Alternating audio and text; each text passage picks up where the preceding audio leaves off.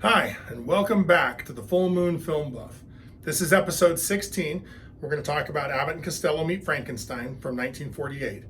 I rented this from Amazon Prime. I had seen this before. First, we're going to talk about the prominent crew and cast. This film was directed by Charles Barton, written by Robert Lees, Frederick I. Rinaldo, and John Grant, with makeup by Bud Westmore. Charles Barton had quite a reputation as a first-rate comedy director, especially for the comedy team of Bud Abbott and Lou Costello. Unlike many of the duo's directors, Barton actually got along with them quite well. Robert Lees pled the Fifth Amendment while testifying before the House Un-American Activities Committee and was blacklisted as a result. In the 1950s and 1960s, he wrote for film and television under the name of J.E. Selby. Robert had a prominent role protesting the decision by the Academy of Motion Picture Arts and Sciences to award director Elia Kazan a Lifetime Achievement Oscar.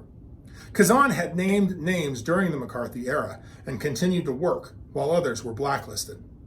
In a grisly final tidbit, Robert was found murdered in his apartment, decapitated. Frederick Rinaldo was a long-term writing partner with Robert and was blacklisted as well. John Grant was a former newspaper reporter who eventually became a gag writer, well known for his extensive knowledge of comedy routines. He hooked up with Abbott and Costello and became their, often uncredited, writer on almost all their pictures. Bud Westmore is part of the extensive Westmore family.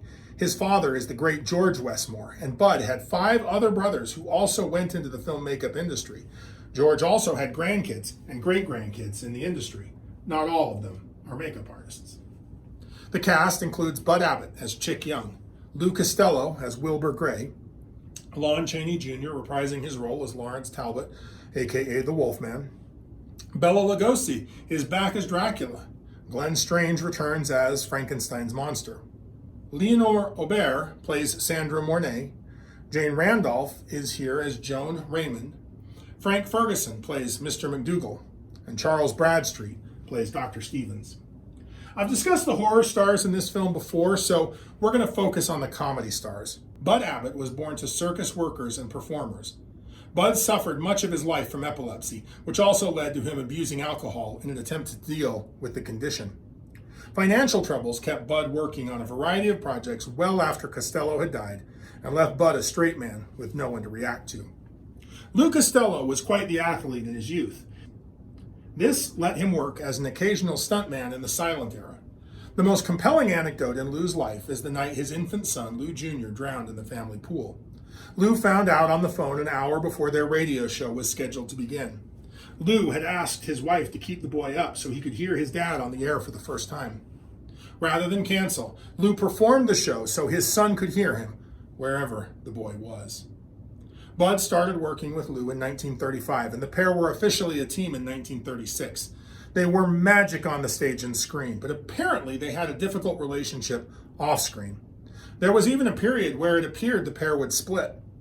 The split was averted when Abbott suggested naming a philanthropic project the team was working on after Costello's son, who had died tragically.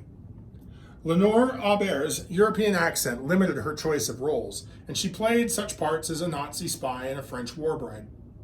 Aubert's film career was basically over by the end of the 1940s as a result.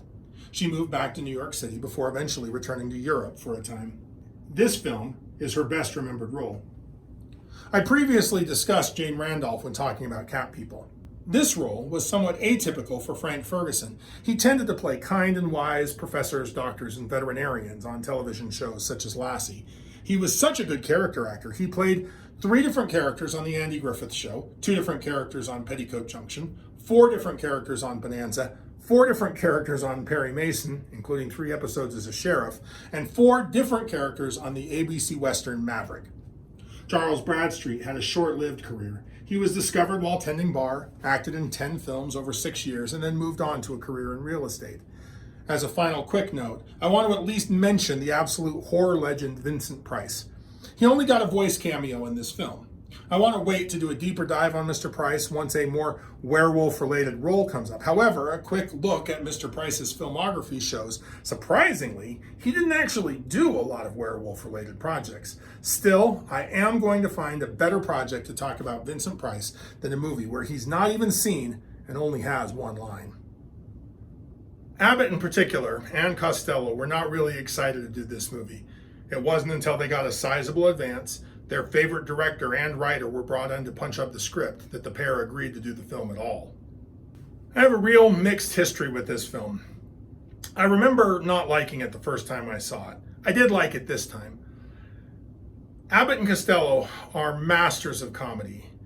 Their skit, Who's on First, is one of the great comedy skits of all time, in my opinion, and you really ought to go check it out. You can find it here on YouTube, several versions of it. Go check it out.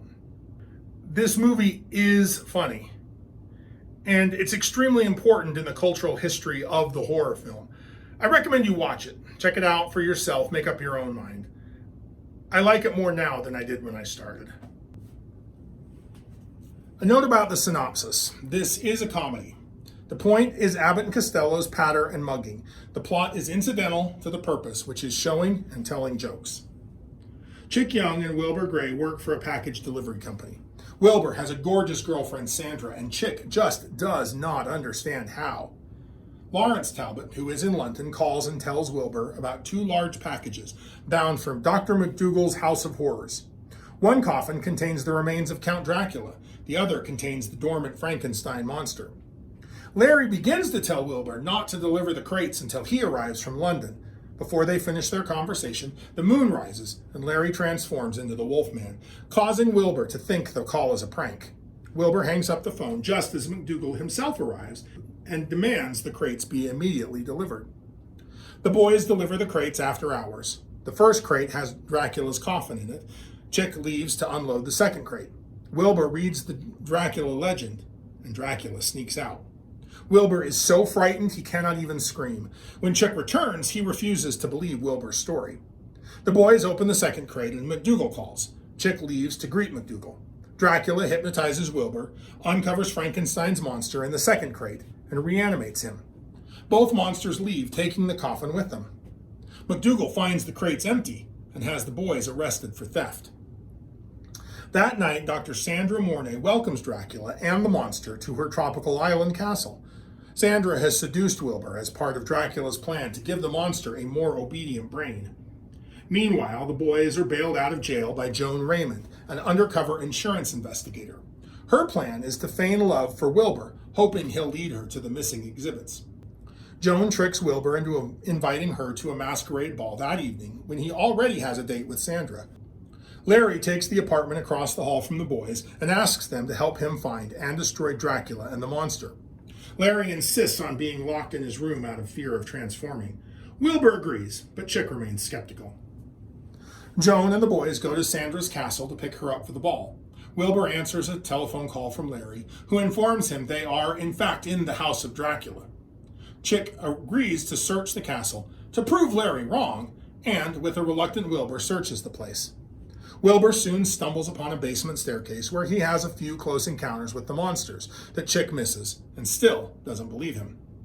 While this is going on, Joan discovers Dr. Frankenstein's notebook in Sandra's desk, and Sandra finds an insurance investigator's ID in Joan's purse. Dracula, under the alias of Dr. Lejos, I am not sure why his old alias of Baron Lejos would not have worked, introduces himself to Joan and the boys. Also working at the castle and attending the ball is the naive Professor Stevens, who questions some of the specialized equipment arriving. After Wilbur says he was in the basement, Sandra feigns a headache and tells the others to attend the ball without her. In private, Sandra tells Dracula his plan is too risky and stands up to him. Dracula easily overpowers her will, bites her, turns her into a vampire, and mentally controls her. At the masquerade ball, Dracula hides in plain sight as himself. Larry accuses Lejos of being Dracula, but no one takes him seriously. Joan soon disappears. Sandra lures Wilbur into the woods and attempts to bite him, but fails. While looking for Joan, Larry changes into the Wolfman and tries to attack Wilbur. He ends up attacking McDougal. Since Chick's costume is a wolf, McDougal accuses Chick, who escapes and witnesses Dracula hypnotizing Wilbur. Finally. Chick is also hypnotized and rendered helpless.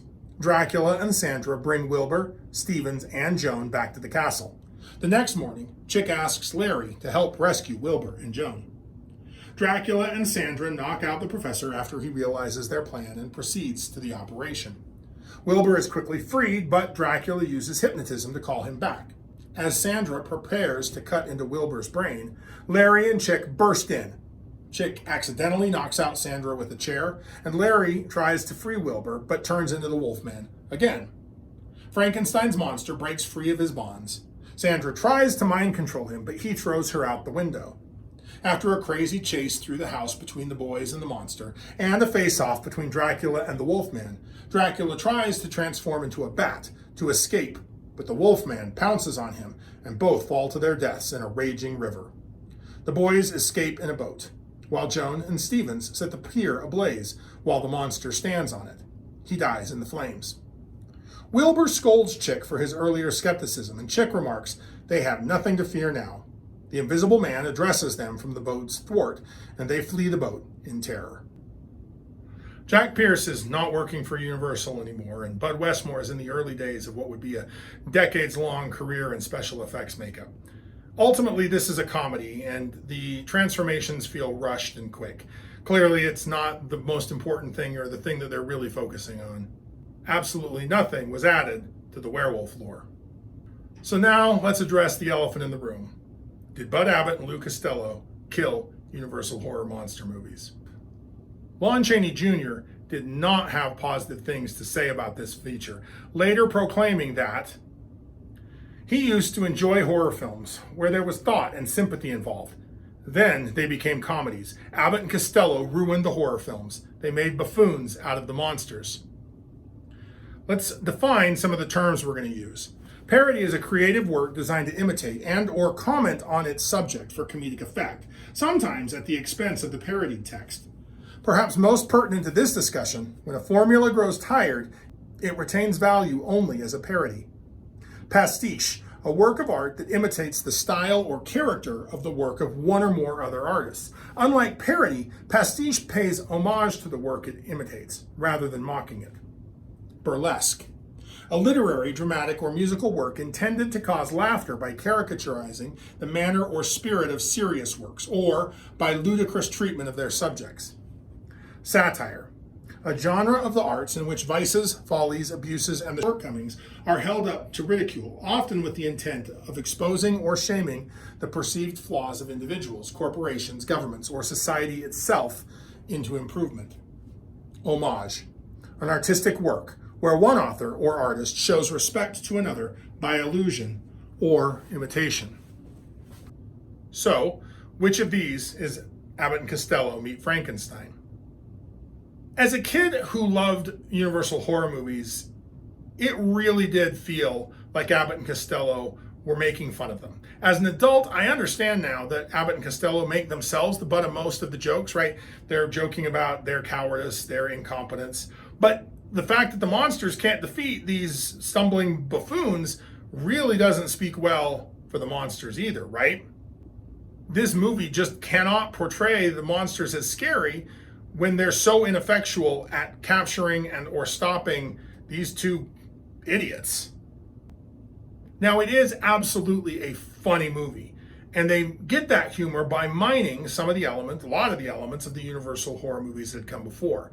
But mining those movies kind of undercuts them and kind of destroys them. You have to dig through the material to find the parts that work in the comedy. And by shining a comedy light on them, they don't work so much as horror tropes anymore. The consequence of that is that the horror movie has to be brought low for a while, but we're going to see that this doesn't last. Universal mostly made horror comedies from this point on, with the exception being the 3 movies in the Creature of the Black Lagoon series, which, as you'll note, is a whole new monster. So there's a whole new set of tropes and a whole new set of standards that are being laid down. But all the rest of their monsters just show up in horror comedies because that's really all they're good for now. In a broader sense, even outside of Universal, horror movies had a slow decade here from the mid-1940s to the mid-1950s. Things are going to pick up again for horror movies in the late 1950s, especially with Hammer films, and we're going to talk about one of those. But it's almost like the field had to lie fallow. The formula had grown old and tired. Luckily, there are additional formulas and new ways to approach the old ones. Next, let's talk about foreign remakes of Hollywood films. There are two almost shot-for-shot remakes of this movie. One is entitled Have Mercy, or sometimes called Ismail Yassin Meets Frankenstein. It's an Arabic language film shot in Egypt. The other is a Spanish language film shot in Mexico entitled Frankenstein el Vampiro y Compañía, which I believe translates to Frankenstein, the Vampire, and the Company. Before we go too much further, we need to acknowledge that this works both ways, right? Foreign filmmakers remake American Hollywood movies. American Hollywood filmmakers remake foreign movies. And the reasons why in both cases are exactly the same. I've talked about adaptation clear back in the first episode of this show, right? And the point is that movies are expensive. They cost a lot of time, a lot of money, and they require the efforts of a lot of people.